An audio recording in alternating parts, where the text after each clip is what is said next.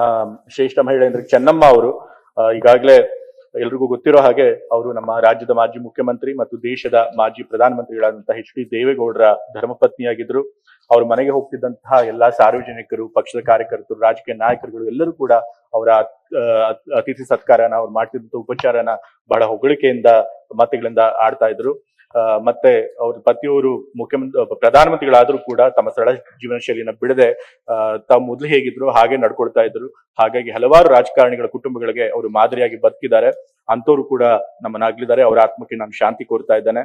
ಮತ್ತೆ doctor S R Ramaswamy, ಪತ್ರಕರ್ತರು ಹಾಗೂ ಪರಿಸರವಾದಿಗಳು. ಇವರು ಸುಧಾವಾರ ಪತ್ರಿಕೆಯ ಮುಖ್ಯ ಉಪಸಂಪಾದಕರಾಗಿ ಮತ್ತು ಉತ್ಥಾನ ಮಾಸಿಕ ಗೌರವದ ಪ್ರಧಾನ ಸಂಪಾದಕರಾಗಿದ್ದರು. ಕನ್ನಡ ಮತ್ತು ಇಂಗ್ಲಿಷ್ ನಲ್ಲಿ 55 ಪುಸ್ತಕಗಳು ಹಾಗೂ 1000ಕ್ಕೂ ಹೆಚ್ಚು ಲೇಖನಗಳನ್ನ ಬರೆದಿದ್ದಾರೆ. ಕೆನರಾ ಬ್ಯಾಂಕ್ ಪ್ರಶಸ್ತಿ, ಕರ್ನಾಟಕ ಸಾಹಿತ್ಯ ಅಕಾಡೆಮಿ ಪ್ರಶಸ್ತಿ, ಆರ್ಯಭಟ ಪ್ರಶಸ್ತಿ, ರಾಜ್ಯೋತ್ಸವ ಪ್ರಶಸ್ತಿ, ನಾಡೋಜ ಪ್ರಶಸ್ತಿ, ಹಲವಾರು ಪ್ರಶಸ್ತಿಗಳು ಹೀಗೆ ಅವರು ಭಾಜನರಾಗಿದ್ದಾರೆ.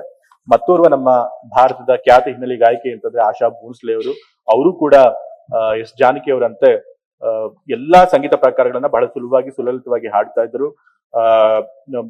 ಮತ್ತೆ ಭಾರತದ ಎಲ್ಲ ಭಾಷೆಗಳಲ್ಲೂ ಕೂಡ ಅವರು ಕೂಡ ಹಾಡುಗಳನ್ನ ಹಾಡಿದ್ದಾರೆ. ಪದ್ಮವಿಭೂಷಣ ಪ್ರಶಸ್ತಿಯನ್ನು ಪಡೆದಿದ್ದಾರೆ. 7 ಬಾರಿ ಫಿಲ್ಮ್ ಫೇರ್ ಪ್ರಶಸ್ತಿಯನ್ನು ಪಡೆದಿದ್ದಾರೆ. ದಾದಾ ಸಾಹೇಬ್ ಫಾಲ್ಕೆ ಪ್ರಶಸ್ತಿಗೂ ಕೂಡ ಅವರು ಪಾತ್ರರಾಗಿದ್ರು.